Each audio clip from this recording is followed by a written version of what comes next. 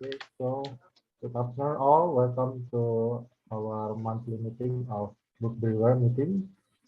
Just to remind that our motto here in our Book Brewer Club is for a lifelong learner. So we talk about it every month. So just to remind, so it's now only four of us. I want to start that question. Okay, so maybe just to remind, just like as usual, I will write about what we the guideline for what we talk about the book that we would bring today.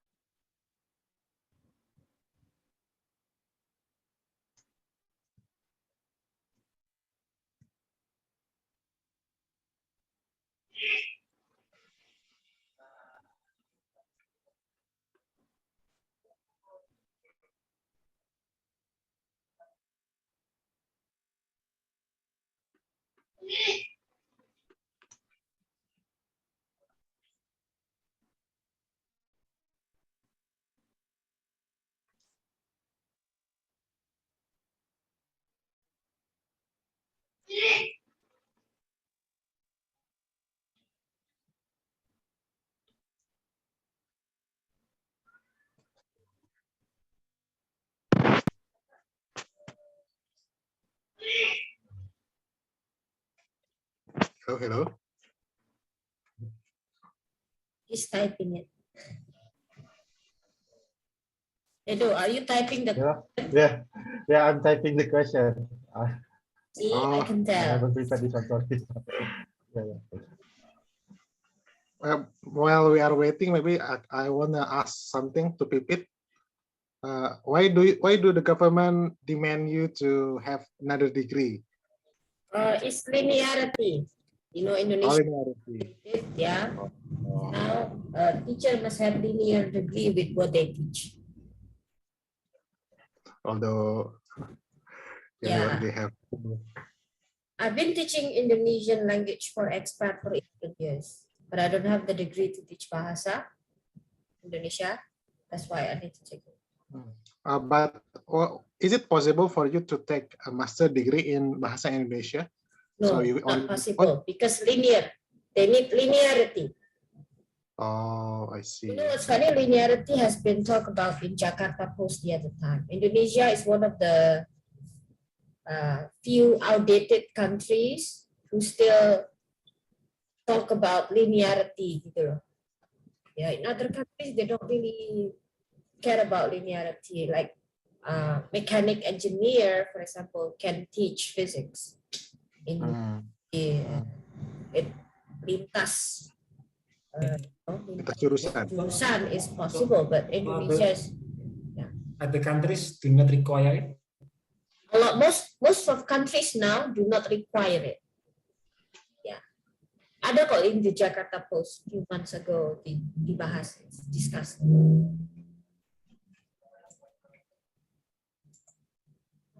Oh yeah. Yes.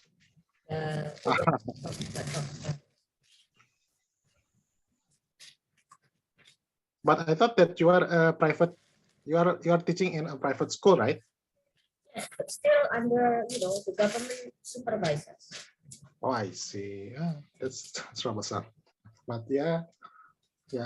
But at least you love learning anyway, so that's not a big issue. Well, although I have to learn about Surat Al-Baqarah and all of these things, yeah. Pendidikan agama Islam, and then membaca satu. Oh, semester satu ya. Oh my God. I love learning, but informal and motivated learning. Yeah, I like reading newspaper. Does it count as reading? Can I present articles from newspaper? I think it already typed, so can it do? Okay, I finished my type. So can we continue? Okay. So I read it. So the question for this thing now is first is you can tell about the summary of the book and or the author. And the second, what is the main take of the book? Then next is the first minute. Do you think about the book? It may not be it could be the good or maybe the bad or the not so good one. Then who do you think will benefit the most from the book? Then what is what will you rate this book on a scale of 5? Okay, so for today, I think we will we will start from Pipit because usually the last few meeting she always get the last Sorry, Edo, I question. think Fajar Yeah. needs to go soon, so I think Fajar should. Not really, actually. Oh, The oh, Pak the Jari Sinari. schedule of my student already moved, so I can have more flexible time. So it's okay. Oh, okay. So it's If nobody Sinari, okay. Yes, Pipit, can you continue? Okay, let me pull out my Google Doc. I wrote my reflection. My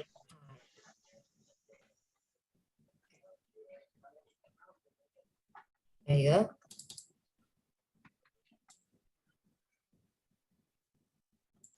Okay, thank you for the opportunity. So today I will talk about In My Time by Dick Cheney.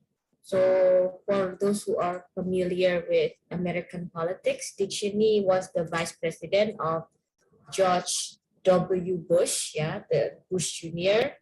And he was very infamous for encouraging Bush Jr. to attack Iraq, to invade Iraq in 2001.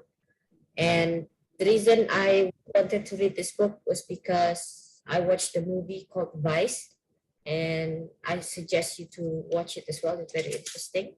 And then I just wanted to know his side of the story, because people see Dick Cheney until now as a really an evil person, things like that. So, and I think a few months ago in December, I presented the first 200 pages of the book about how he became successful, and no denying that he's a very smart man basically, and he advanced really quickly in his career. So even when he was 35, he already became chief of staff of the president that time, and people were what is it called, knowing that he was actually quite young. And when his parents visited the White House, then people suddenly realized how young he was, because his parents were the same age as the president that time, of the president that time. So it was very interesting. So for those of you who want to know how to be successful within a short amount of time, I think you should. It's an interesting book to read, right? And then the book is 600 pages long, so I managed to read the page 200 until 400 during Lebaran. And the part about this is talking about when his time, when he became the House of Representatives in the Congress, and then he became the Secretary of Defense during Bush Senior, and then also up toward his appointment as the vice president for Bush Jr. Okay, so the time frame is between 1988 until 1998. So exactly 10 years is within these 200 pages. So what's shocking is that from all of the stories since he became the Secretary of Defense until the Vice President of Bush Jr., he was very eager to go to war, basically. So he convinced Bush Sr. to attack Iraq in 1991 because Iraq attacked Kuwait that time. So he was the one who initiated the American attack in the Gulf War, right? The Gulf War in 1991. And it was amazing to me how here, I can tell from Shuni's decision regarding the Iraq 1990. All right, so I will just share my reflection. I wrote it on the Google Doc here, right here. So he was a very hawkish realist, right? He believes in the power of physical power and would jump at every opportunity to wage a war. Normally, people would prioritize mitigating the crisis, like negotiating, maybe try to, negotiate or musyawarah first before war. But he did not want to do that. So he even tried to make sure the peaceful means were not on the table or the option. And peaceful means was not on the option, fortunately. He insisted on deploying military power, and not even lightly, but full-on deployment. So the first time when America wanted to protect Kuwait that time, normally when the first time you interfere in a war, you start with light deployment, but he deployed 500,000 of soldiers to Kuwait that time. 500,000, 500,000 people within a short period of time. And it actually surprised the world that time. So people thought it was political because it was more than needed, basically, right? So that's he insisted on deploying military power in lightly, sending 500,000 soldiers to liberate Kuwait. It was funny when he sounded disappointed when there were people in the circle who proposed a peaceful deal with Saddam Hussein, and he actually accepted it. So his bawahan in the Department of Defense did not agree with him. Okay, so the generals did not agree with Dictionary. The generals actually thought there's actually peaceful means to do this. Saddam wanted to negotiate. Why don't we negotiate? But Shani said, no, we will not negotiate with Saddam. So behind his back, his generals negotiated with Saddam Hussein, asking him to withdraw his troops from Kuwait. And actually, Saddam Hussein agreed to withdraw the soldiers, Iraqi soldiers from Kuwait. And Dictionary was disappointed because gak jadi perang, which is told me like, wow, well, normally you're not disappointed because gak jadi perang, right? So it was really obvious to me that it was weird. It looked like he was disappointed that the Gulf War didn't explode into a full-blown air and ground war that he had planned. So he already planned a full-blown air and ground war in Kuwait, but it did not happen. So he was kind of disappointed. He also seemed to hold a grudge against Saddam Hussein, who still managed to hold power in Iraq, even after his defeat. Yeah. And Saddam Hussein never admitted his defeat. Thus, it was understandable when he became the vice president after a few years, he persuaded the president, George Bush Jr., to invade Iraq with a false pretext of WMD or weapons of mass destruction. So he still held grudge towards Saddam Hussein because he was still in power after being defeated in the Gulf War. And he got his revenge after that. Another thing I learned about is, speaking about persuasion, Dictionary was actually called himself a man of few words. He was a quiet guy. But judging from his version of the stories in the book, he was actually a very persuasive politician. For some reason, after he talked to a person for 1 hour, the person changed his mind suddenly. Although Dictionary proclaimed himself to be a quiet person, he was able to make the president or his other bosses approve whatever he requested, although they were not popular decisions. It was even amazing when from time to time there were moments when his bosses didn't grant his request or take his advice. Right? But suddenly, it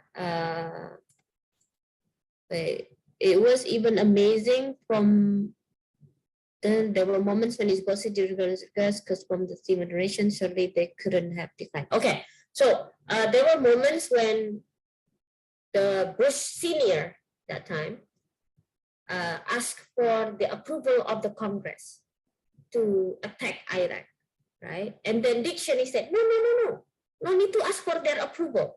Well, let's just attack them, okay? Which was, to me, sounded like a dictator that time. Not asking for the approval of DPR to wage a war against other country. But Bush Sr. said to Dictionary, okay, we will not ask for their approval.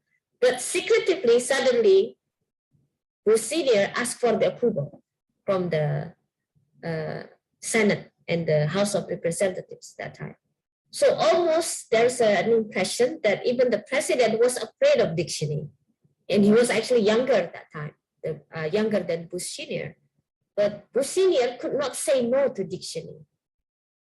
When Dick Cheney was gone, then he finally did it, that he asked for approval. So this is, to me, is very interesting. How come someone can be so persuasive that even his boss was afraid of him, right? So I think it was very interesting as a person.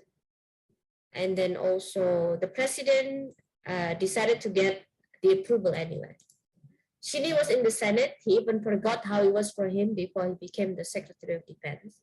But from his small lens of his advice, I can tell that he has seeks to be a despot, a dictator, trying to use his authority without considering the approval of other stakeholders in the government.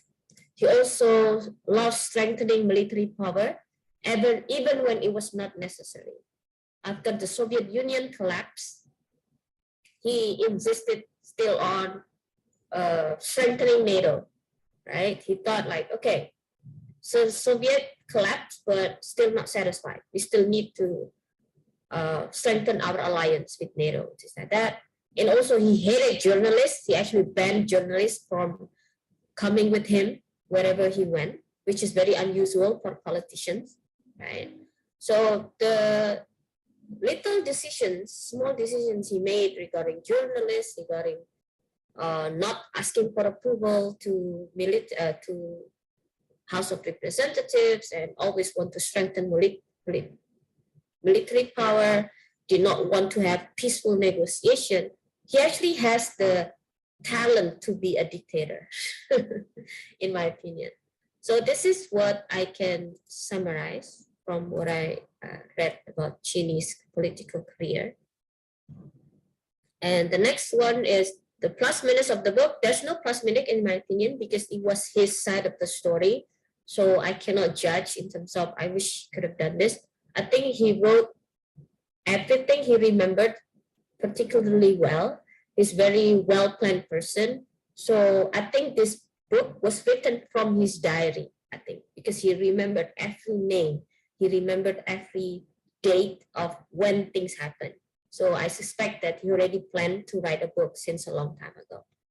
And then who will benefit the most? Okay, anyone who was, he actually had a lot of advice in the book, how to be successful.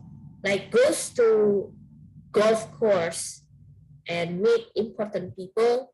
And he said even he got the position as the CEO of Halliburton, the CEO of an oil company, Halliburton, from hunting together with the CEO that time.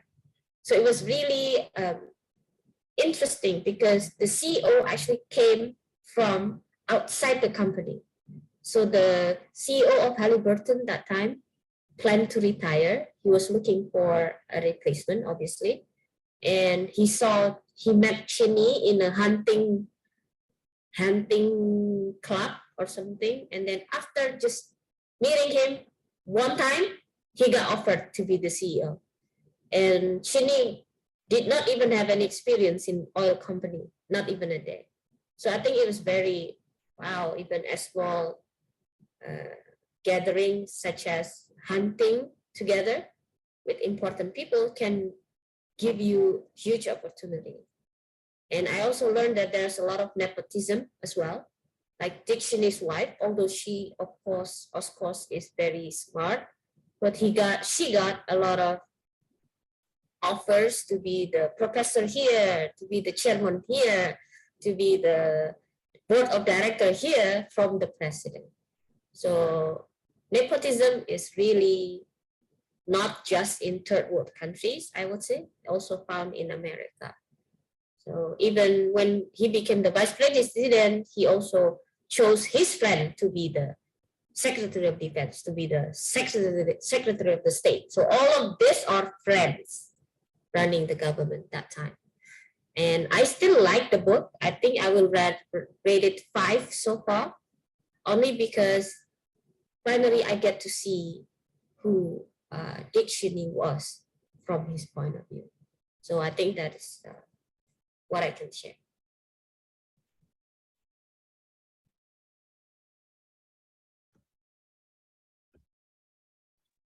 Okay, I would like to ask a question. You mentioned that if you want to be successful quickly, I recommend you to read this book. But what is the summary of that advice that you have read in that book? So there are 1.5 advice that I can find. A half is on because I don't know how he did it. The first one is we have to meet the right people.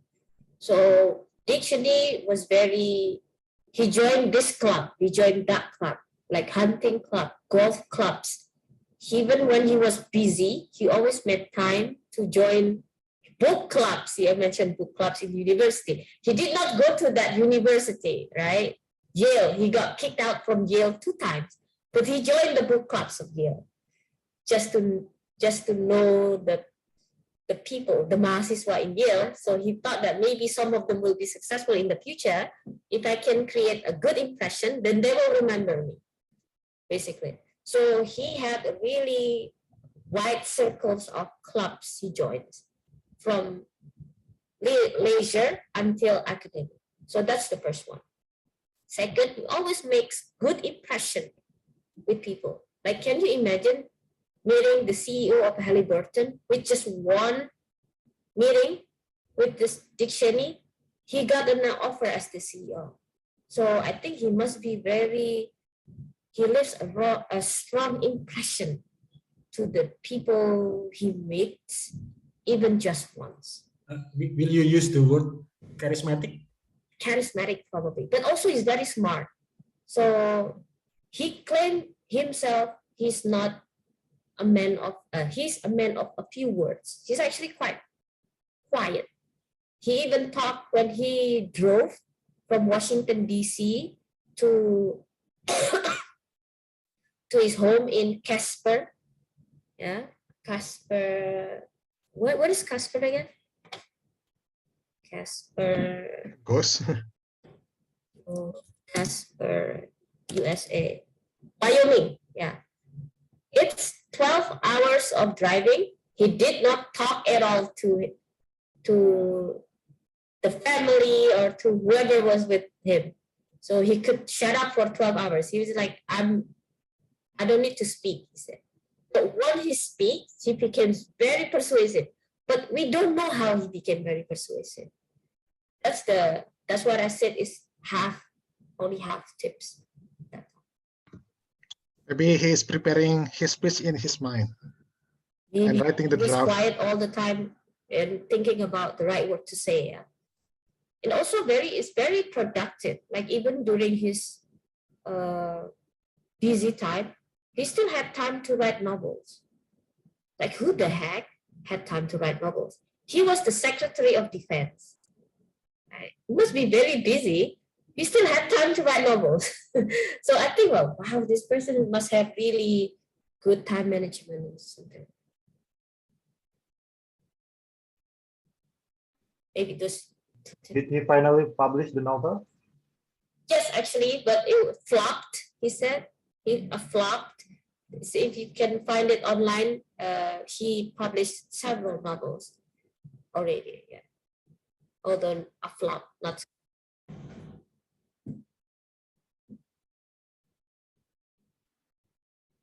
I have a question.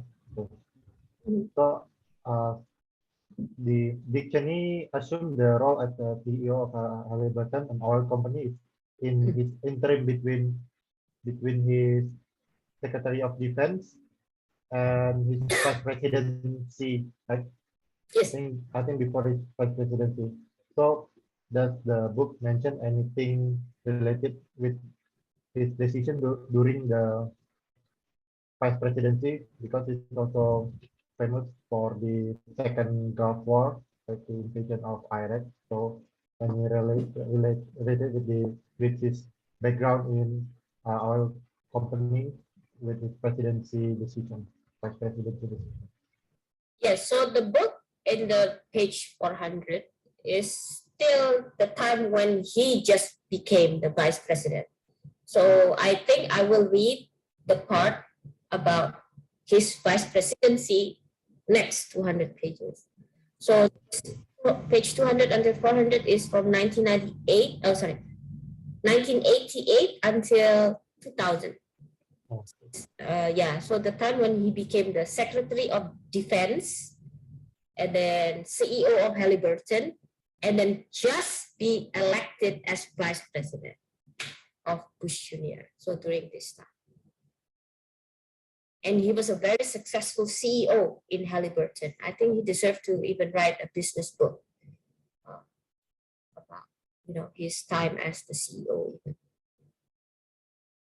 Or maybe there is any relation between his action during the first Gulf War as a Secretary of Defense with his job in the CEO. Maybe there is some contract, some shady agreement between the oil industry and him. Yes, actually that was the reason. So although he did not have any experience in oil company, but because of the Gulf War, he got to know all of the petrostates. You know petrostates, right? Petrostate is the country that is rich in oil, petrostate. So all the way from Morocco, all the way from Northern Africa until all Arabian Peninsula. He visited all of them already, and he knew a lot of the kings and the presidents, all of these things. So it was easy for him to get oil contract, basically. So that was one of the impression that the CEO of Halliburton got from him, and then that's why he was chosen. That is before his oil industry job, before becoming a CEO. So during the Secretary of Defense. Yes, during the Secretary of Defense, he already had a chance to talk to this world leaders of petrostate because of Gulf War. Oh. Because of Gulf War. So his connections are probably his strongest advantage. His connections. Is it as I Googled just now, Halliburton is actually an oil company, and is it possible that the reason why that person pushed for the Gulf War for the war is because they want to take the oil? Yeah, but that was before he joined Halliburton. After the Gulf War. The one which is suspicious is actually the second invasion of Iraq in 2001, because he claimed he had sold all of the stocks of Halliburton. Right? He claimed before he ran as the vice president, he sold all of his stocks in Halliburton, he said. But I think there was a scandal that actually his relatives are still investing. So if, you can ask Kaimu, because Kaimu used to work for Halliburton during Shelley era. So yes, a lot of people ask Kaimu about Dick Cheney that time. I have a question. So your description of Dick Cheney, his way to impress people with the wide connection and his ability to convince people and make a good impression, it reminds me of Bill Clinton. But actually, Dick Cheney seems to be very different because he was very quiet, you said, could drive for 12 hours without speaking, while Clinton is the exact opposite, very warm and very close with people. So what a playboy. So what's your thoughts about this, like this seemingly two path to connection and charisma? Dick Cheney doesn't have that charisma as we thought, Donald. I think Dick Cheney has charisma to the people who had a chance to talk to him in person. It's different from Bill Clinton. Bill Clinton has charisma when he speaks in a in the audience, then everyone was like, wow. And he's also said very handsome, obviously, right? He's a playboy, obviously. So Bill Clinton's charisma is different from Dick Cheney's charisma. So maybe the right word is not charisma, but maybe persuasiveness. Persuasiveness. But he does have charisma. Dick Cheney has charisma. But you can catch the charisma when you talk to him in person. Not like he's not a public speaker. Dick Cheney is not a public speaker, unlike Bill Clinton. But Bill Clinton actually is not efficient. He could not persuade the Congress. It's different from Dick Cheney. Dick Cheney can persuade the Congress, but not in a popular sense. You get what I mean? There's like a shallow impression. There's also deep impression, I would say. Yeah. Yeah, I think it's very interesting. Yes, and there is one more thing that is unusual. I just read in Wikipedia. In 1991, Dick Cheney was awarded Presidential Medal of Freedom by President Bush. That means President Bush awarded him as Secretary of Defense, right? Yeah. Yeah. It's very unusual. I mean, how come the Secretary of Defense being awarded? Usually some maybe famous benefactor in the society or businessman, but not his own Secretary of Defense. So actually, you can do that, Donald. You know, President Obama awarded Presidential Freedom Medal to Joe Biden when Joe Biden became the vice president. So you can give that award to your aide, basically. But what was interesting is that Dick Cheney did not want peace in the Gulf War. So it was very strange. He actually did not mention anything about Presidential Medal of Freedom. I think he was ashamed of it, or he think it was not an achievement for him. He did not want to be seen as a peaceful person, I think. From the way he wrote, he was really proud of the moment when he could deploy 500,000 soldiers to wait within just a short frame of time. He was even disappointed when the Gulf War ended in peace negotiation. So he was the opposite of Presidential Medal for Freedom. He did not even mention it. So, yeah. So one more question. That reminds me again. So Theodore Roosevelt, when he became president, he had a policy that he's from a quote in Africa, I think it says, "Speak softly but carry a big stick." Meaning you build your military, but you do not use it. You just use it as your bargaining power. So you speak softly, but behind you, you have a military might to back you up. So, but he does use his military power. Dick Cheney insists on using military. Yeah, I mean, Dick Cheney is different because he didn't want to speak softly, but to use the big stick, right? So what is the thought process behind this? Because it seems that Theodore Roosevelt's one is more makes sense, especially after the Cold War. So is it like cold blood instinct or what? Yeah, I think the way I describe him is hawkish. In the international reason, we call it hawk, yeah, and also realist. So hawkish, realist mean those who believe in the power of military, and also tend to be aggressive. Yeah. But if you are interested in reading Malcolm Gladwell's new book called Talking to Strangers, it's really interesting because Dick Cheney reminds me of the character in Talking to Strangers. There are two types of people: those who can be fooled, right? Like Chamberlain can be fooled by Hitler that time, while Winston Churchill could see Hitler's true personality. So there are people who easily can be fooled. There are other people who do not trust anyone, basically. And I think Cheney is the one who do not trust anyone. Doesn't leave a chance to have a positive thinking about other people. You know, I think that's very like type of person. Do we still have time? Sorry, yeah, it's been like long, sorry. No, if so, I still have one more comment. Edo? Yeah, it's okay. Continue. Okay, one last comment. That Maybe reminds me again with one term associated with Steve Jobs, and that term is reality distortion field. Meaning when you speak with Jobs, he can distort the reality in such convincing way that you will agree with him. Do you think Ticeni has that?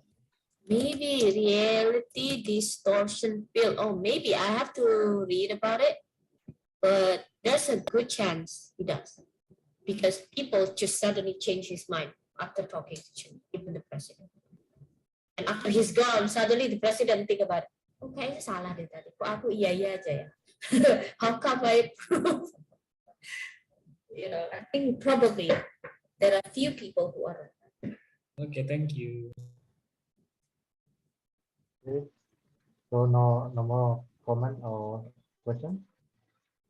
I just want to suggest Talking to Strangers by Malcolm Gladwell. I think it's also really good. So if you have time. Okay. Okay, maybe I have one comment. Sorry for it's unusual for a quiet person to have such really assertive ways that it reminds me of Theodore Roosevelt. He's also the same like Cheney. He want everything the way he done. If possible, they do not need any approval from Senate. They want to invade some country, they do not want to have approval from Senate. Very bold, very assertive, but also it's very loud. So it's usually for a person to be such persuasive, they usually very assertive and very loud. So usually uh, unlike the common bold and assertive person. Yeah, that's why he's an enigmatic person. A few words, but very powerful words. Okay. One more thing, sorry, I forgot. Okay. He's very conservative, right? But he's not religious. He's very conservative, not religious. So this is very important. Shani is very conservative. He is against abortion. He mentioned about the reason why I won the Congress seat is because I'm against abortion, and people in Wyoming, the majority is against abortion. But he's not a religious person. Almost he doesn't believe in God, I think. Yeah. Last one, sorry. Okay. So we continue to the next person. Okay, maybe Fajar. You can proceed for that. Maybe not me. I have to think first what I want to say. Oh, still you can do it. Okay, so naturally go to Donald. Okay, thank you, Ibu. So today I would like to share, the book that I want to share today is Live Off, written by Eric Berger, and it's about the early days of SpaceX. Elon Musk, one of two Elon Musk venture. After he sold PayPal, he had two ventures. One is Tesla, and the other one is SpaceX. And this book is specifically about SpaceX because the writer is the space columnist in a publication called Ars Technica. So as a space columnist, he is interested in SpaceX, and this book is about SpaceX. And yeah, the author, so that is the first point, summary of the book and about the author. And the main takeaway of the book, there are many lessons from this book, and I will mention some of them. The first one is you need to have a grand vision that you believe in. I think that is the underlying thing, because Elon Musk did this from his belief, conviction that humanity need to become an interplanetary society, civilization, if it wants to survive. So that is the underlying vision, and that is the grand vision, to go to Mars. And then the next thing after you have the grand vision is that you need to be willing to take a big risk and leave your comfort zone. And maybe this is a very difficult thing for most people to do, because usually we want to achieve something big without risking something big.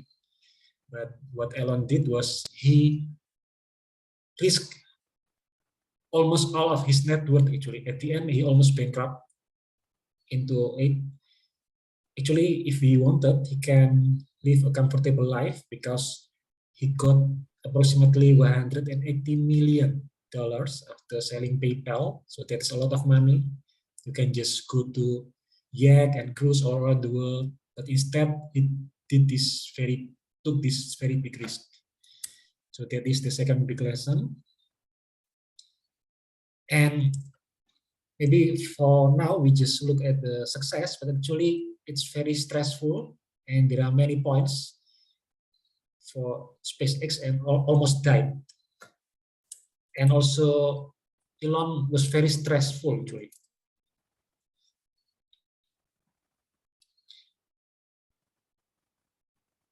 And then the next thing that I learned is beware of the naysayers. When you have a vision that is unusual and that is against the conventional wisdom and stretch things out, and you took a big risk for it, there will be many naysayers. They will say that you cannot do that. For example, when he went to Russia to buy a rocket, they just consider him as a rich kid who didn't know anything and just play with him. He kept raising the price. So it's like fooling around with Elon at the time. This rich kid from Silicon Valley didn't know anything, just play. And yeah, so at the end, Elon decided to build his own rocket. So there will be many naysayers. And also the experts said that cannot be done. So many of the experts said that cannot be done beyond the capability. And another lesson is that you need to think long term. SpaceX was founded in 2002, so exactly 20 years ago, 20 years ago. And now we just look at the headlines, successful launches, and new rockets, but actually it's very difficult in the beginning. Very, very difficult. So we cannot just look at the headlines today and think that, wow, it's good, but actually at the beginning it struggled a lot. And for many years in the beginning, it didn't have a working rocket and keep failing. So we need to think long term. And the next thing, and maybe this is the main lesson from the book, is that you need to be resourceful. I like the definition of resourceful. The dictionary definition of resourceful is finding quick and clever ways to overcome difficulties. And that is exactly what they did. So time and again, they faced very difficult situation, but they had to be resourceful.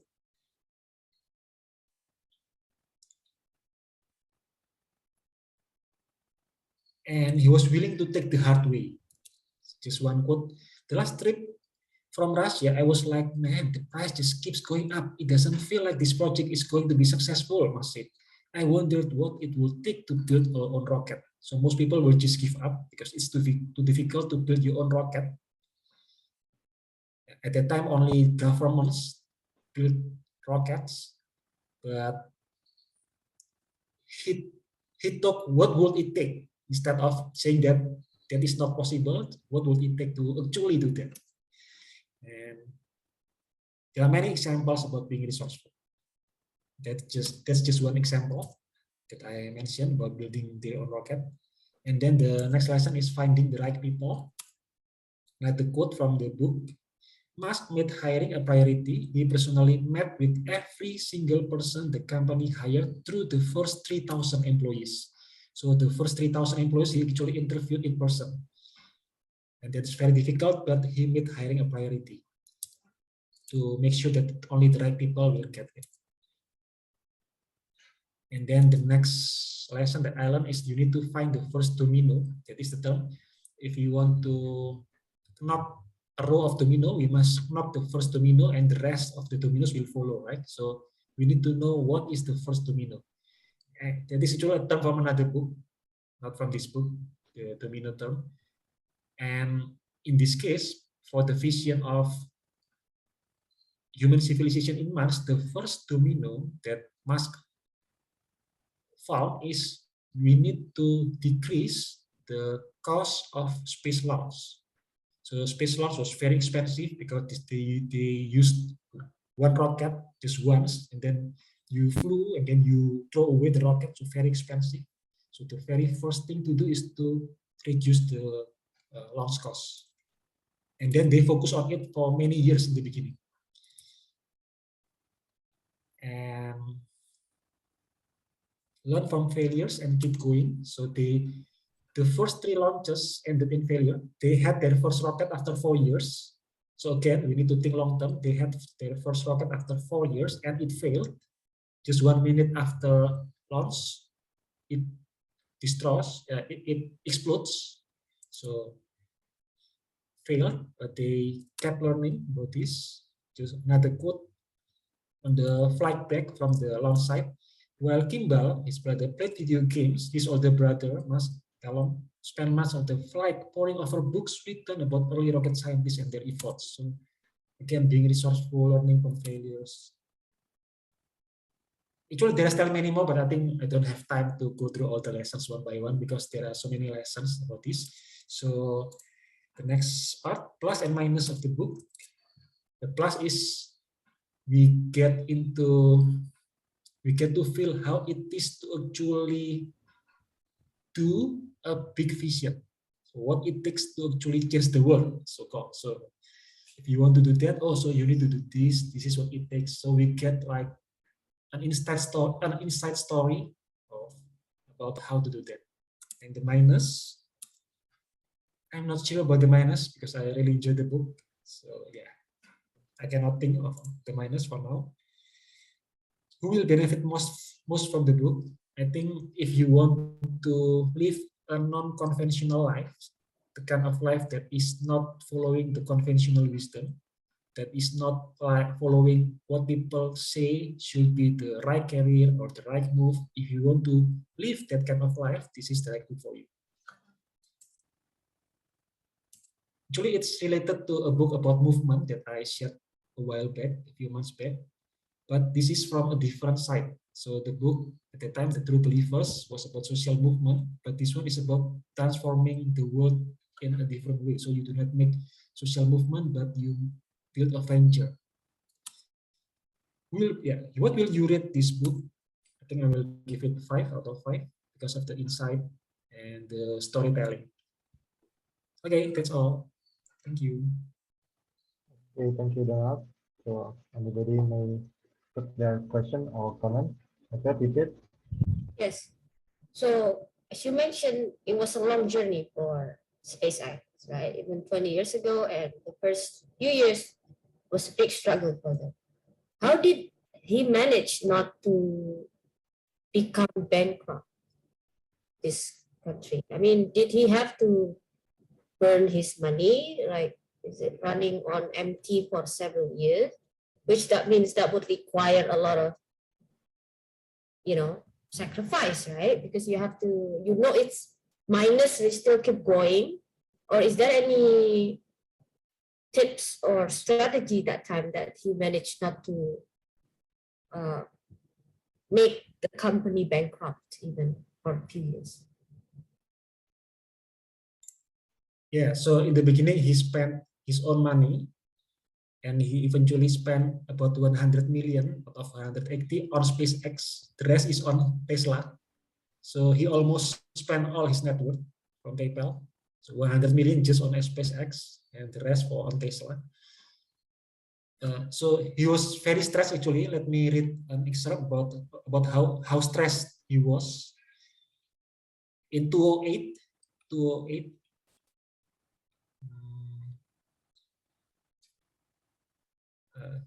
his new girlfriend Relay said Musk looked like death itself, and described him waking from nightmares, screaming and in physical pain in 2008. So you cannot look at Musk today. Wow, he is so famous, but he screamed in pain, wake from nightmares.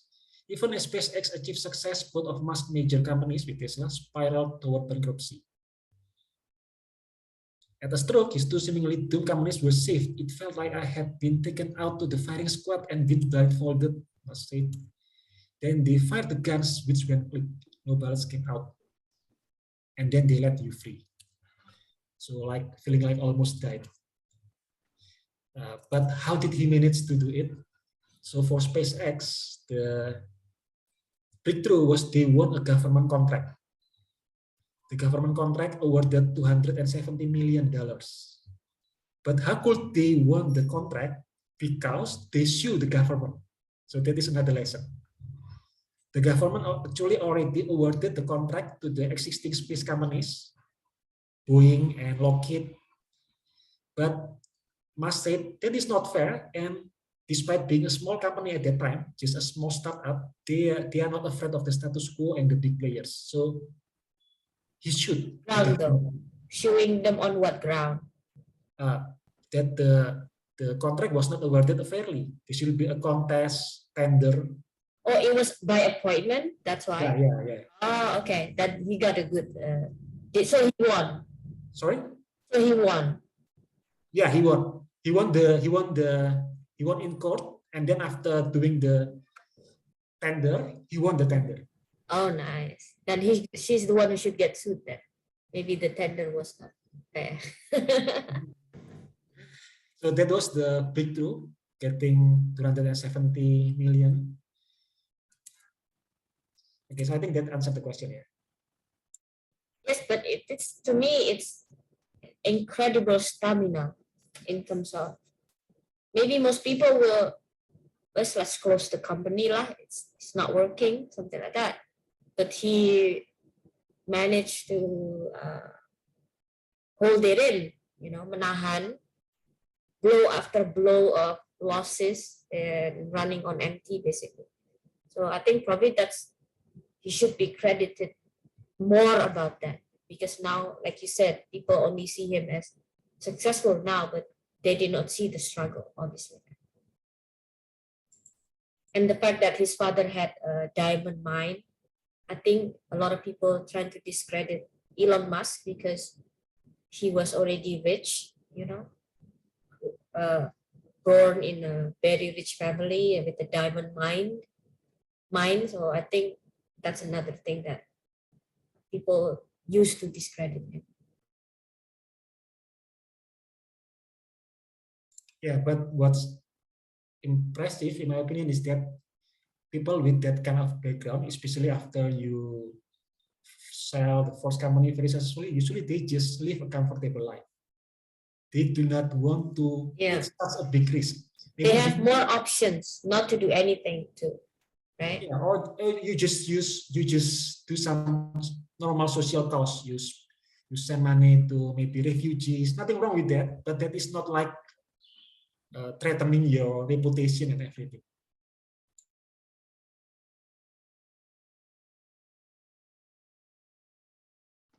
Okay, can I ask a question? As far as I know, Elon Musk divorced 3 times or 2 times. Yeah, I don't know, but is it worth it for chasing such an ambition? But you have to, you have to sacrifice your relationship up to even 3 times of marriage. I don't know. What do you think about that? What's your comment? Yeah, this book doesn't discuss his personal life. If you want to read about that, there is another book about Musk by, I think, Ashley Vance. Yeah, so there is another book, biography, because this book is focused on SpaceX and not just Musk, but also about the team at SpaceX. So this book is about SpaceX actually. So it doesn't discuss that personal life aspect. I just happen to mention Musk, but actually it also put the spotlight on many other team members of SpaceX.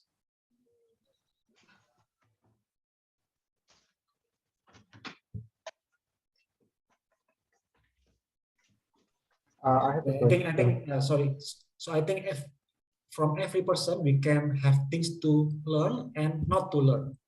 And the important thing for us is to take the things that we can learn and not to take the things that we should not learn from them. So in this case, the ability to, the willingness to have a grand vision, to take the risk, those kind of things we can learn, but of course, there are things that we should not learn. So it's like, for example, in SpaceX, he pushed his employees too hard, so they didn't have work-life balance. So there is something not to learn. Comment on that, Fajar. There's nothing wrong with getting a divorce. A lot of people say it's about luck as well. A lot of people are lucky they got it right the first time. So even like what? Bill Gates had a divorce. Who else? Al Gore had a divorce. Even, all of these things. Bill Clinton should have had a divorce, but he got lucky because Hillary forgave him, something like that. So a lot of factors in that. I don't think it should be counted as, oh, the person divorced means not happy or something, because well, the person is the one experiencing it. So Even the rate of divorce is like 50%, right?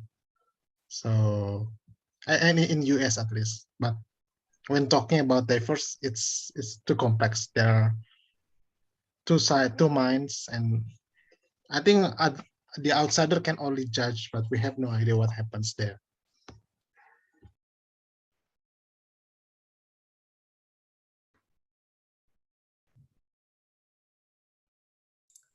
Yeah. Continue my question. So far I know that the SpaceX and many of Elon Musk's company like Tesla is still profiting by relying mostly on government contract and subsidies.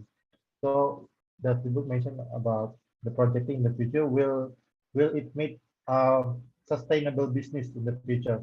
The thing that could be profiting and continue to sustain without subsidy or contract from the government. Yes, let me find the quote. Yeah, so this is a quote from the book. SpaceX in the mid 2010s, so more than a decade after it was founded, in the mid 2010s, SpaceX began to deliver on the promise of low-cost rapid launch. At about $60 million for a basic Falcon 9 launch, the company undercut every other major orbital rocket on the market. SpaceX grabbed about 2/3 of the world's commercial satellite launch business by the end of the decade. So a lot of commercial satellites now launch using SpaceX because of its low cost. But that is many years after the founding. So as per today, it's already have a sustainable business on SpaceX. It's a private company, so we do not know for sure. Unlike Tesla, but it already grabbed, it says 2/3, like profitable or not, we do not know because the finance is not open. Oh, from the book is from the inside people should have some insight on that. Okay.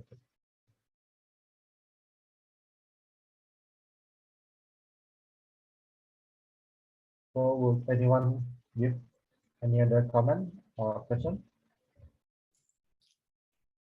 I think it's really inspiring, the story of Elon Musk. I think people give him more credit, although I don't know why people also hate him. When he wanted to buy Twitter, and then suddenly, oh, because blah blah blah, blah.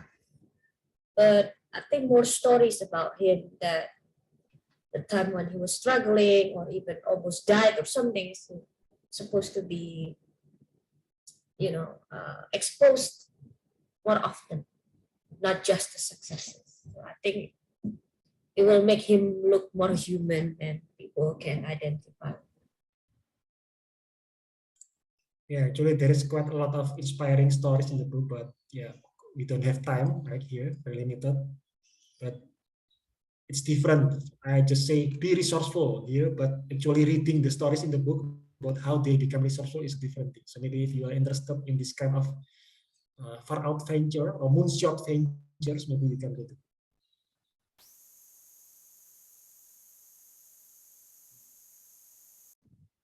This one is literally moonshot. Yes, I think if Loonshot will be updated, Elon Musk must be in it. The Loonshot was written a few years ago, right? So that's why.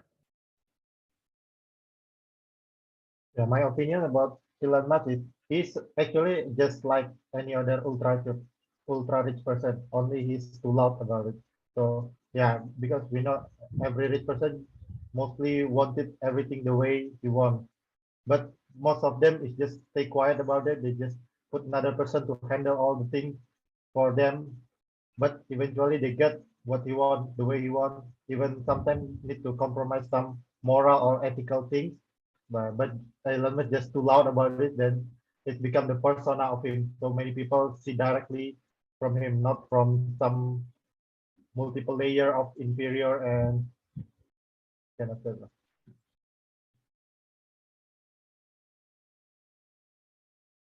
A lot of people equates him with the Iron Man, but he said, "No, I have 5 children." He said, but now people don't like him because Johnny Depp, Johnny Depp lawsuit that Elon Musk had an affair with Amber Heard when she was still married to Johnny Depp.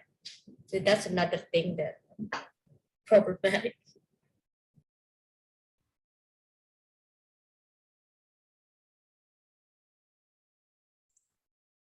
Okay, I think there is no other comment, right? So, thank you, everyone.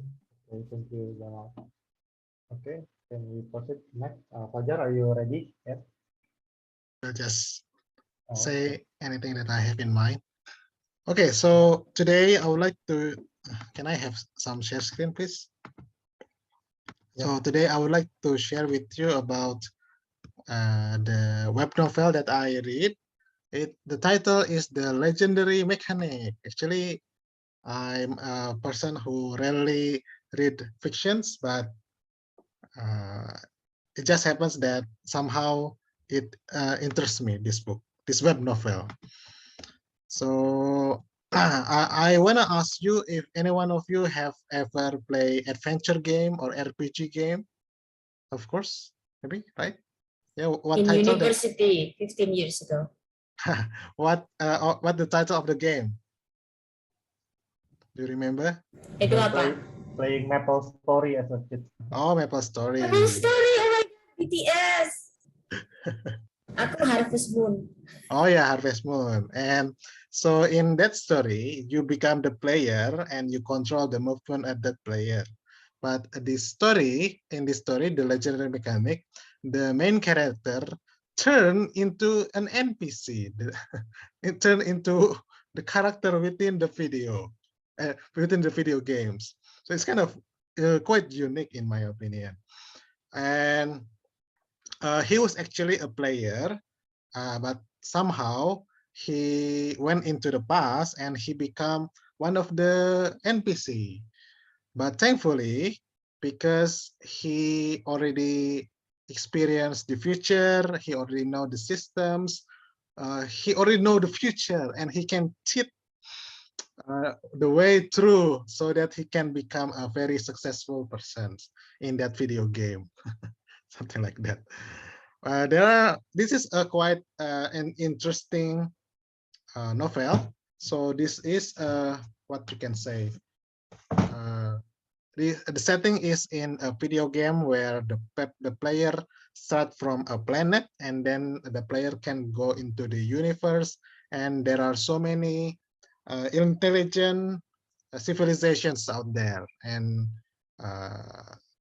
yeah, there are so many exploration and there are so many events, disaster and everything. I don't want to talk about the story itself because maybe it will not be very relatable to you because you have not read the book itself. But there are some unique perspective about the possibility if we meet an alien. So in that book, the one of the stories that there are two kinds of civilizations: the peace-loving and also the dominating one. The peace-loving, when they meet the underdeveloped civilization, they will just leave it alone, and maybe they will contact it a little bit, but share some technology, but that's about it. But the dominating civilizations, they even turn the people into slave, and they even what do you say, change the genetics of the people and make them stupid, and they become easy slave, something like that. This book also mentioned about the politics. So it's as if there are several universes there, and they are chasing. They're trying to get control as much as possible, trying to find the best resource. Maybe similar to the geopolitics of the Earth, right? So they try to find the best people, try to, you know, yeah, the politics lah. But it's the politics of the universe. It's quite unique. And what to say? And I think lastly, the plot itself is quite logical, because in some other novel that I have read, the plot becomes what you say. Suddenly, you become victorious, Deus ex machina. Suddenly, you can become successful out of nowhere. But this the plot itself is quite clever, and it is quite intelligent in my opinion. So basically, this story starts from someone who is very with no talent, but because he has a cheat way, eventually he become a very godlike character with a very high level character. So, but it's actually overall a very interesting web novel. One thing that what are the pros that I like from this book? Well, it is quite interesting, the plot itself, because I am sort of a gamer as well, so it is very relatable for me, and the English is actually quite easy to read, and I think oh, it is already it is free and also already completed. And maybe in the future, some web novel will maybe webtoon will make the manga of this, the comic of this novel, maybe, usually, but who knows. The downside is that it is very long, super long, like 1,500 chapters. Yeah, if you have read some comics, even after reading like 50 or even 100 takes a very long time, and imagine if you have to read like 1,500. So it's like reading Harry Potter, like several books. And what else? Yeah, I think that's all, and maybe I will try to read another book. I have no idea, maybe I want to read more fictions, but maybe you guys can recommend some fictions that is good in your opinion. What is the oh yeah, rating 4.5 or 4.5, and what else? Hey, I think that's all, right? Yeah. Okay, any question? Okay, Pipit. Okay, so is there any explanation why a certain civilization try to do A and some others try to do B? Did the book imply the explanation of their characteristics? Not much, but there is some reasoning behind that. For the domineering character, it is because they, what you say, usually it is the characteristic or the characteristic of the species. If they are vicious species like demon or something like that, they usually choose to slave other people.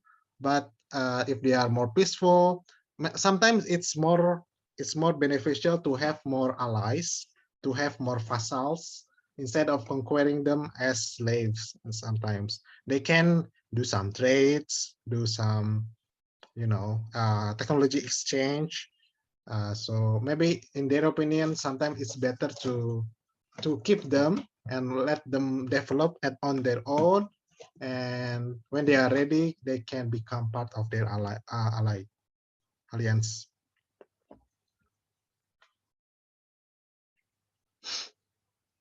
Okay, anything else? If the answer is demon, then that's not an explanation, Paja. Yeah, this is the fantasy. There are demons, there are elves, there are weird characters. Yeah, it's like a mix of fantasy, right? What else? What else that I like? So the character, there are several jobs. Maybe in games like there are like jobs, right? Like swordman, archer. But in this game and in this novel, there are jobs like mechanics, the mage, the esper, the warrior, etc. And yeah, I think you can just read the book, and I think that the first 100 is the best. The first 100 chapter. I mean, okay, maybe anything else? Yeah, because it is a non, it is a fiction. I have no idea whether you guys will have any will have question or not.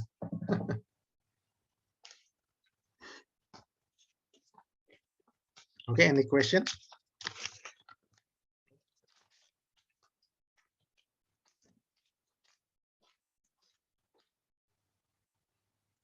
Otherwise, we will go back to Edo, to our MC.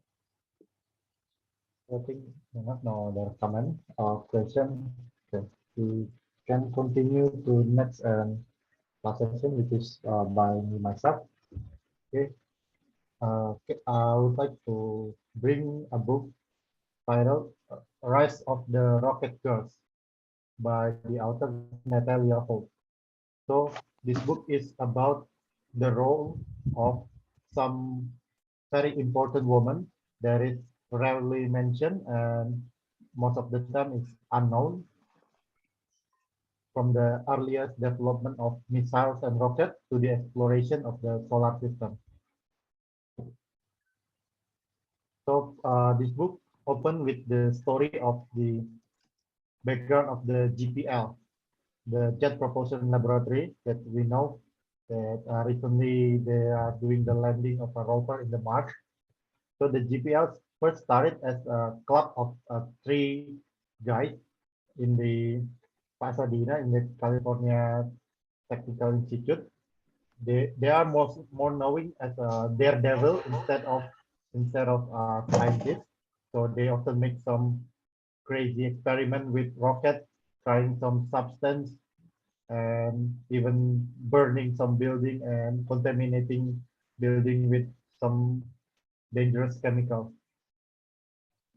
Then, before the Japanese attack on Pearl Harbor, they got the first funding from the government, from the army, because they cannot use the word rocket by the time, because the word rocket seems silly to everybody because it's considered as a toy. Because when you say rocket during the time, you imply about with fireworks, like fireworks we know today. So they would not find it fun if they use rocket in their name.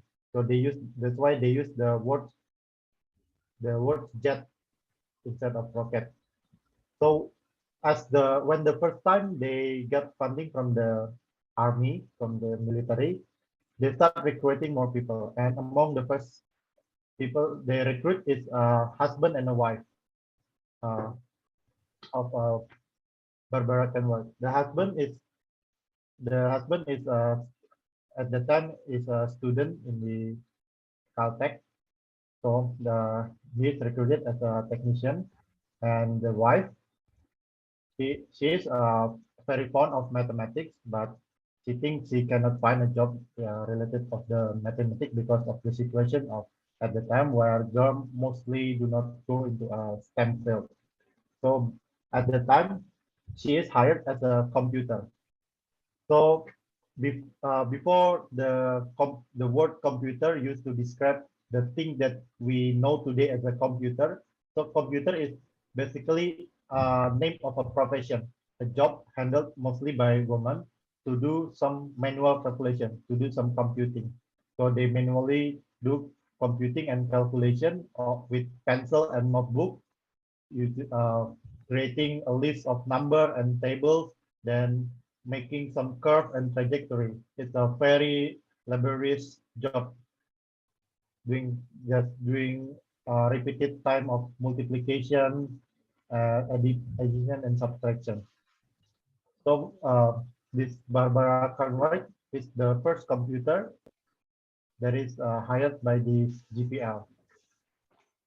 Then a few months later, in 1941, the Japanese attacked the Pearl Harbor.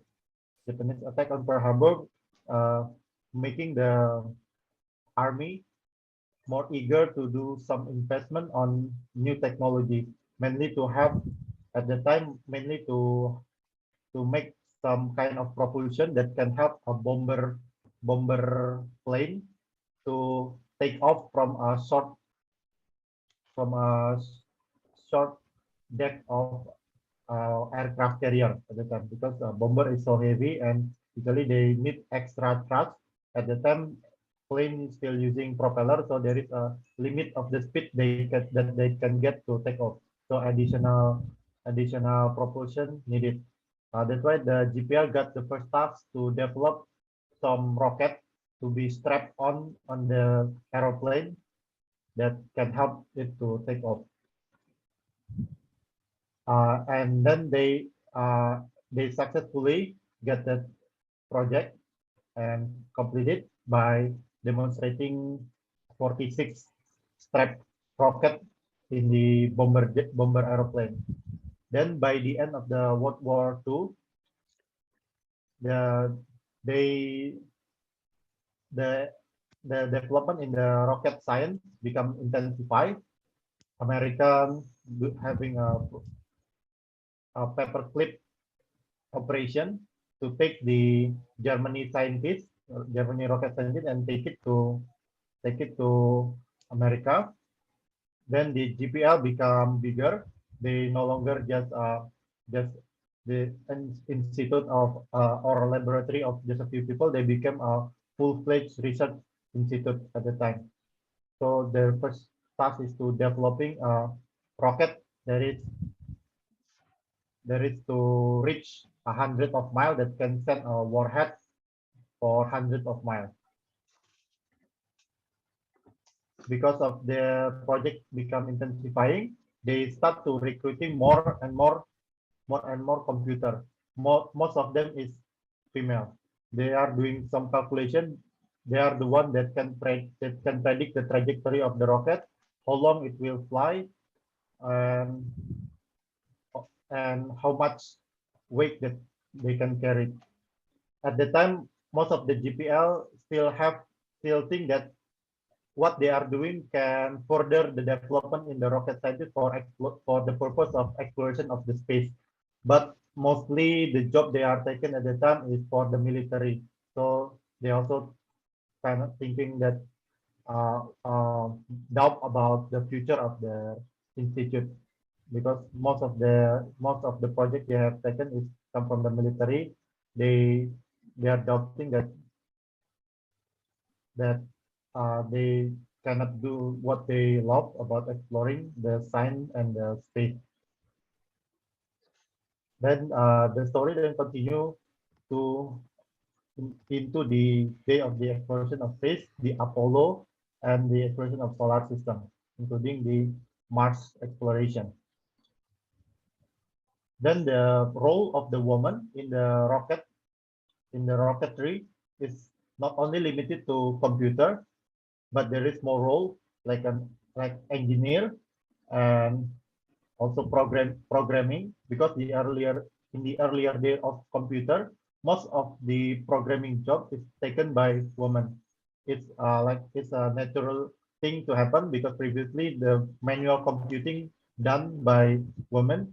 Then after the computer is invented, the programming thing that is basically also stuff to done to calculate formula and everything is also done by women. So most of the many of the programmer in the earlier day of the rocketry is a woman, but they are mostly not mentioned during and most of the name is not known widely.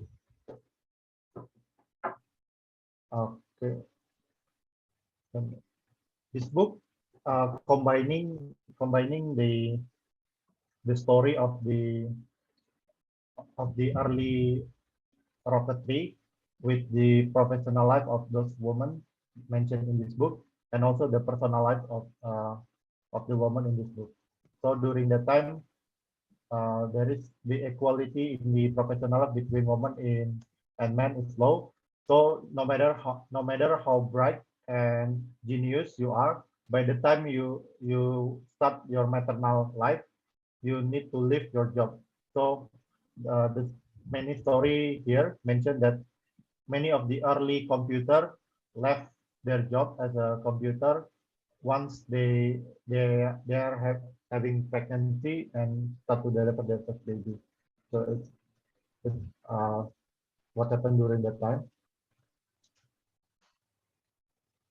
The main take of the book is to me the main take is even though many of the role of this woman is unknown, their work in the advancement of the rocketry is so important. So we cannot simplify the role of women in the space exploration and rocket advancement. The plus and minus of the book, for me, the plus is this book is very fun to read. It's almost like a novel. It's very easy to digest. There is not many figure or everything. Even even though this book partly talk about rocket science, there is no complicated term. Even the simplest term there is actually high school physics or mathematics is re-explained again in this book with such a simple way that make even layperson understand. Then the only minus I think about this book is because maybe this book targeted to a wider audience. This book is quite shallow, I think, to talk about the rocket science in general. Who will benefit most from the book? I think this book will benefit most to women that is looking for inspiration or motivation, or those that currently in a doubt to pursue a life of science or STEM. So this can give quite an inspiration and motivation for them. Then I will rate this book 4 out of 5.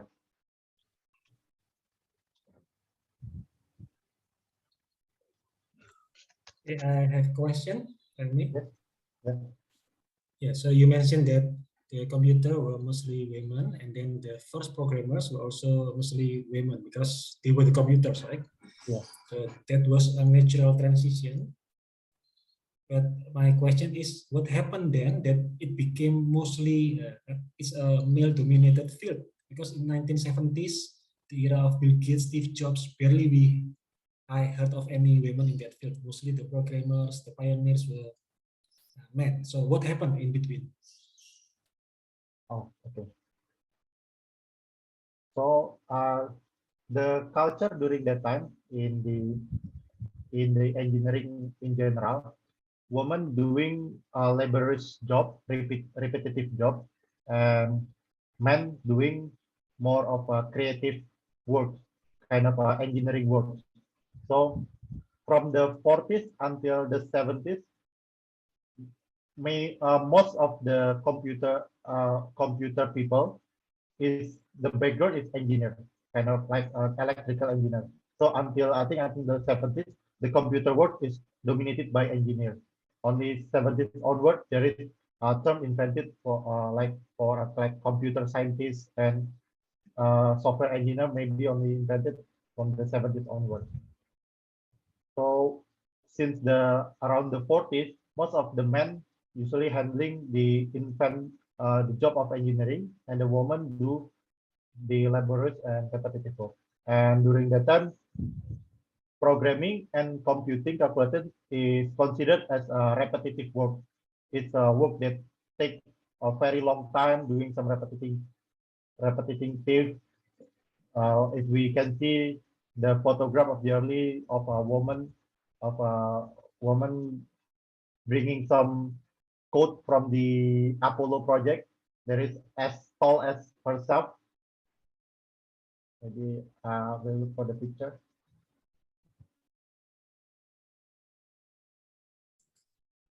It's almost the same as the movie Hidden Figures. Maybe you've heard Hidden Figures. Yeah, You know? I think this book is the one that inspired the movie Hidden Figure. And I think the reason why they call it hidden because they don't get credit for it. Yes, That's why it's related to Be- the yeah, because question. they are, instead of considered as the real contributor, they are considered as like a clerk or just a Clerk, regular yes, worker. yes. Yeah, kind of, Not innovative, yeah, not in the innovation area. yeah, not in the innovation way.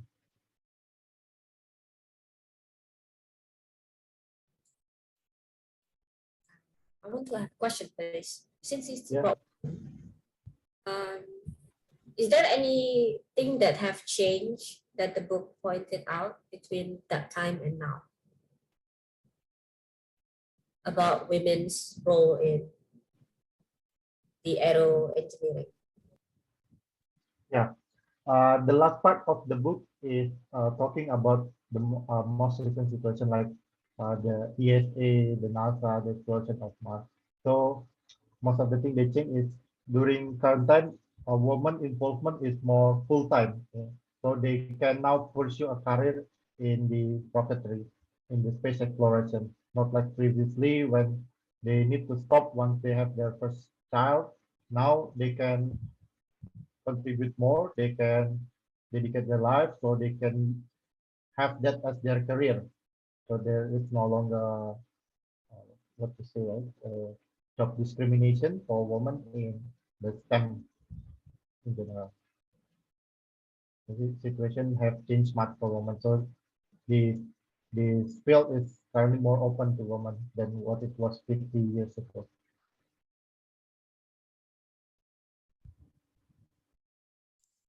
And can you explain the picture that you share in the chat with a pile of books? What is that? The picture? The pile of book is actually the code to run the mission for Apollo, the moon landing. And the woman is the programmer, one of the programmers. And she looks like a model too at the same time. Yeah, it's also That's why Edo chose her photo. it's also mentioned in the book, so because during that time the the man the man the man is they drug because this is a new field. Rocketry is new field, so more of them is like more progressive than other industry. So the men usually not dressed to work. They just wear anything casual that they like to work. But this computer, because they consider this job is like a job every woman have, like a clerical job, office job kind of thing. So most of them, I think all of the women, all of this computer still go to work dress and having a makeup every morning, even though they work in a harsh environment because rocket launching done in the desert with verified data. So yeah, Even in the movie, they said there were several black women became computers, right? yeah, there is a black woman also. And they had to walk one to the next building to go to the restroom or toilet for. Yeah, So even with that, I have to go like walk a long way to take a pee and then go back. That is, all of this struggle, and also wearing heels at the same time. Not allowed to wear flats. and skirts, not allowed to wear pants, and all of this. So I found it really incredible to hear the story now. A lot of people would probably think that was so stupid or something, but it was the norm at that time. I have a question, but it is a little bit out of the topic. So the story, the book talk about how the women are chosen as the computer because the job itself is repetitive, it's boring, and uh, men at the time just leave the job to women because it's boring. Yeah. My question is that what is the history that the woman become more equal to men? Because as far as I know, this is 1940, yeah, 1940, and now it's 2020. So it's not too long. It's like maybe like 80 years, and women have much higher regard.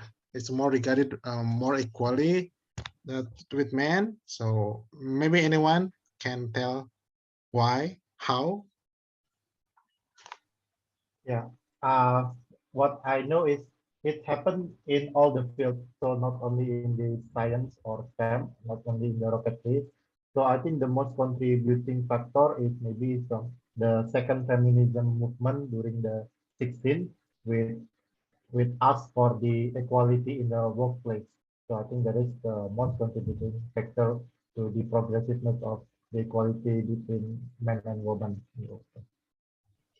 Yes, since 60s and onward, there is a push from from many sides for the equality of men and women.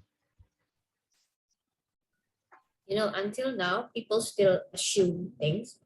And I had the privilege to witness how it played out when I visited Columbia University in New York with my students. So we check out many different campuses, right? And of course, Columbia University is one of the Ivy League, so we had to go there. So whenever we go to a certain university, then they will have a tour, right? So usually mahasiswa will be asked to give us tour. And there were a lot of parents and students there at the same time with my students and me. And there were two guides that time, the mahasiswa. One was a girl and very revealing clothes, like very sexy. And she's half Asian, Asian American, I can tell.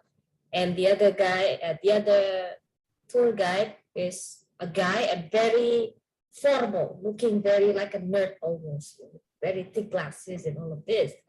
And then people were decided, okay, so anyone who would like to join this group and want to join that group, please just, choose your own tour guide. And then most of them went to the guy, of course.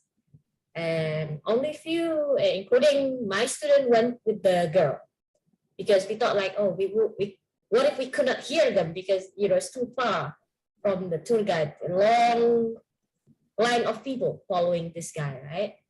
So we decided to go to the girl. After that, then they introduced themselves. And it was shocking because the guy's jurusan was social studies, basically. So it was in a liberal college when you learn about, writing and all of this thing.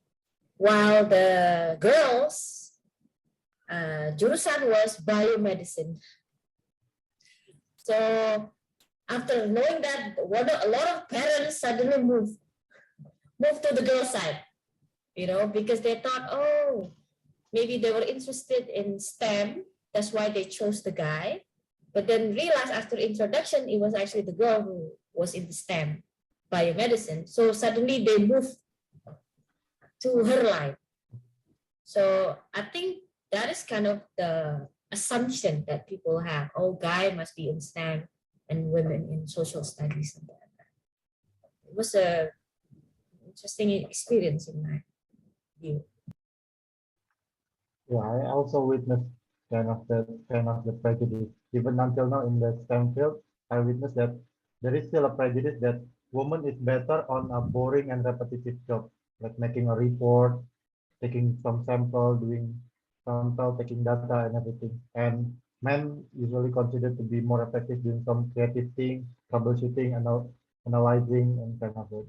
Even though uh, if we ask for equality, kind of like same pay, same treatment, we already get that, but that prejudice in the workplace is still there. I have another question for you too. Is there an illustration about how tedious or how difficult it was to compute something at a time? Because currently, because I'm a programmer, I program computers, and I often fail to appreciate just how amazing our computers today are. So maybe if you can give illustration just how difficult it was to do seemingly simple calculation, we can appreciate our computers today more. So for the calculating, actually our computer doing repeating things, but they are doing very fast. So what this computer does is they have a formula from the scientist, from the researcher at the time, and then they have some data. They need to calculate mostly like integral and difference. The calculus. So calculus stuff is actually just just an addition. So you have, for example, you need to have a trajectory. So you want to know to have a trajectory, there is 1,000 points you need to calculate. The calculation is normally it's only a simple addition and multiplication, but you need to do that 1,000 times to have one curve or one trajectory with 1,000 points. So it's not like mathematics in the kind of analytic way, like we make suggest a mathematics professor or mathematics professional.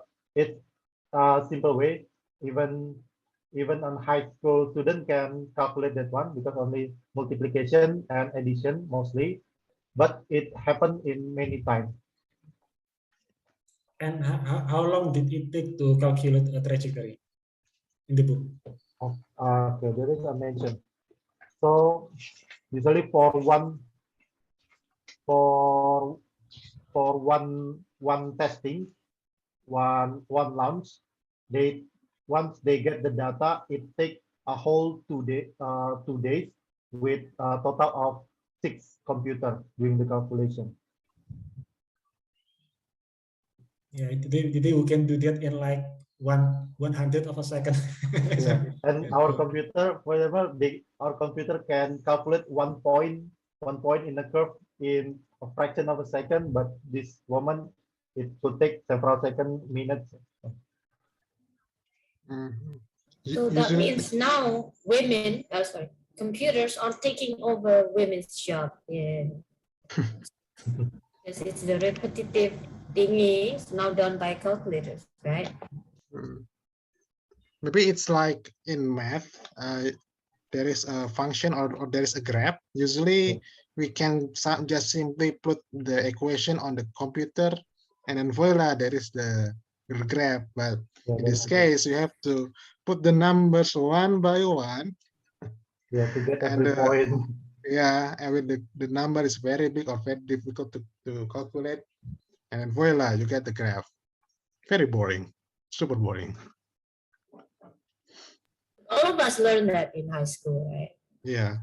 The F, what is the I, what is the thing, and then calculate. Yeah, one by one, and that woman do it with a much higher difficulty.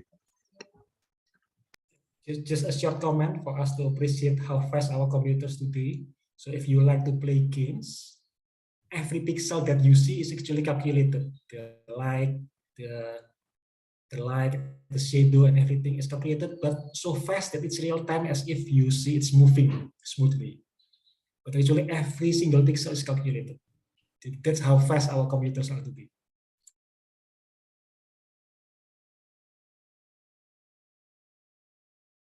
Is it quantum?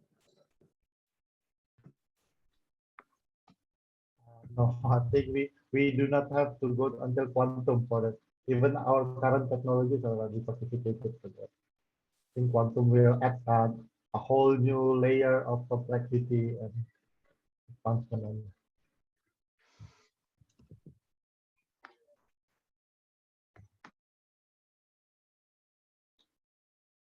Okay, we still have a few minutes left. What book do you guys wanna read? Next. I will still continue with the in my time with the last 200 pages. I'm currently reading a book of people who became a victim of Dick Cheney's policy. These are Victim of people- what? Dick Cheney's policy. What's the title? When he was the Secretary of Defense. Yeah, what was the title? What's the title? Black Hawk Down. Oh, I know Oh. Black Hawk Down. Okay. But wait, Black Hawk Down is not Dick Cheney's fault. Bill Clinton's fault. Oh yeah. Sorry. He wrote it in Sorry, his Bill book. Clinton. He said it was not my fault. It was Bill Clinton's fault. But anyway, let's talk about it next month. Yeah. Yeah. Sorry. I forgot it's Clinton term.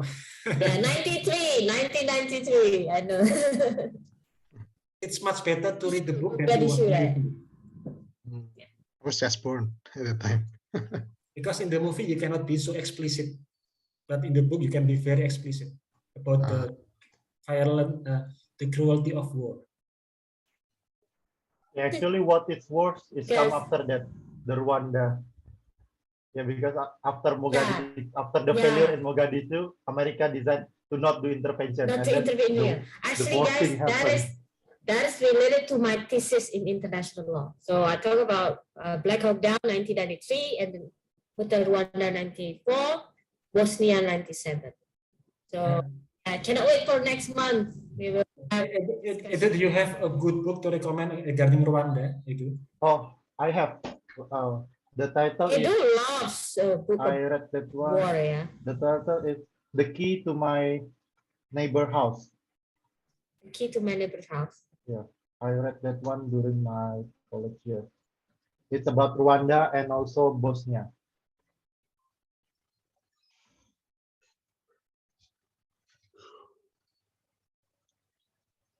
By the way, do you guys have any recommendation for fiction book? As long as it's not romance. Do you like literature? What do you mean by literature? Classic. Classic. I would What's the recommend difference? you Virginia Woolf because I What's- currently reading.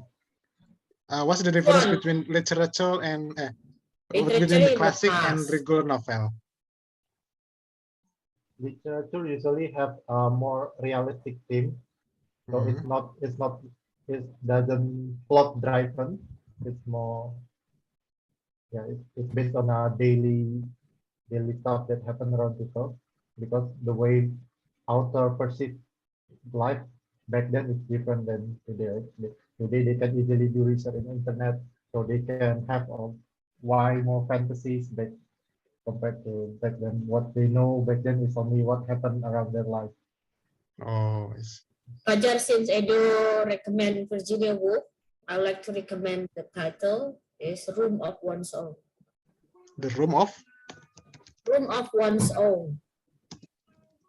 So But Room of One Own is easy, more yeah, like easy than but surprisingly, the Mrs. Dalloway was not that good. Into the Lighthouse, I think the best fiction. I only read Mrs. Dalloway and the Into the Lighthouse. Mrs. Dalloway I read, but I don't think even I think it was overrated. But Room of One's Own is very eye-opening. Now, until now, in international school, is a must read for literature students. But Fajar probably doesn't like literature in the I don't know.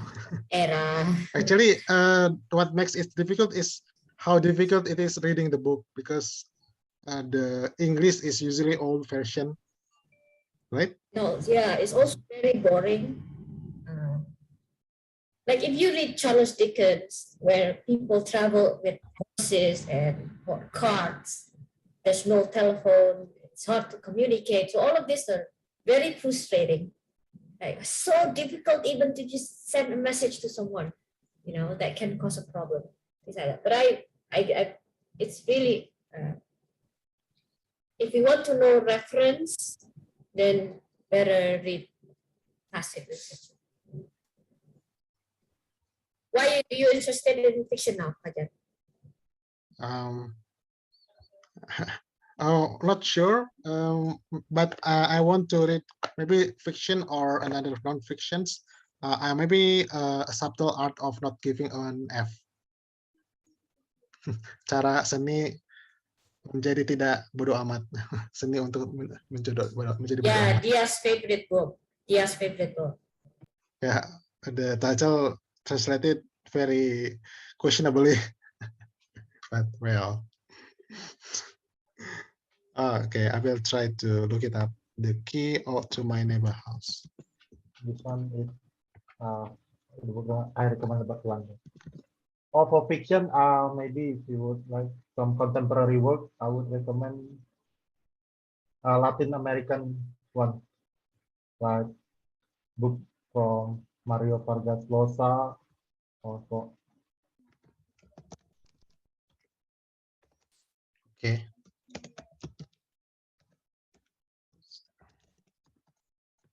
this kind of fiction, they call it magical realism. Yeah, or Gabriel Garcia Marquez also mentioned it. It's a very magical. It's a realistic thing. There is no magic, no fantasy, no science fiction, no. But once you read that one, you feel some kind of magic. Can you type the title?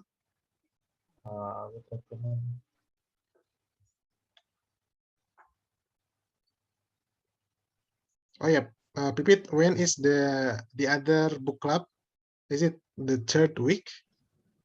Supposed to be tomorrow, but no one said anything, so maybe next week. Oh, I thought next week. Okay then. Yeah, because you said that you prefer not to have 2 book clubs meeting in a row, something like that. Yeah. I hope next week. Yeah. So yeah, I hope next week lah.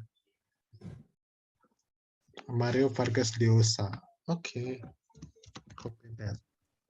Oh, Gabriel Garcia Marquez won the Pulitzer Award. Yeah, I think some of his books won Pulitzer. I think I have the book, but the family of something. It's but I haven't read it. It's about the Mexican family.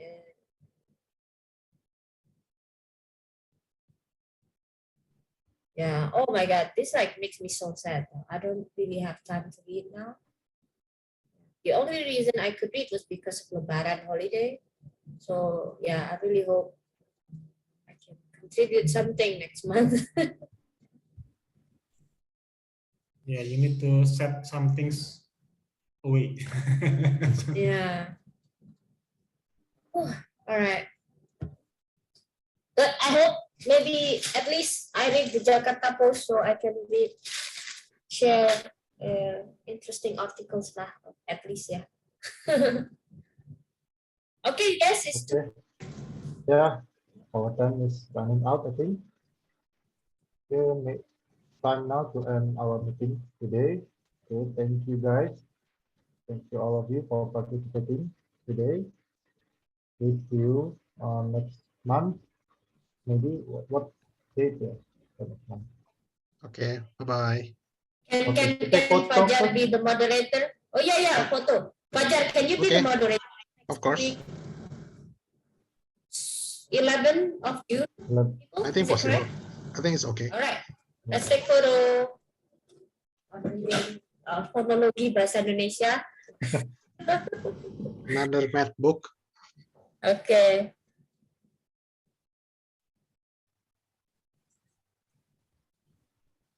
Okay, 1, 2, 3. Ada. So 11 June and Fajar will be the Moderate. Okay. All right. Okay. Thank you very much. Okay. Give me a second. Give me a second. I will paste the photo first, just to make sure it works.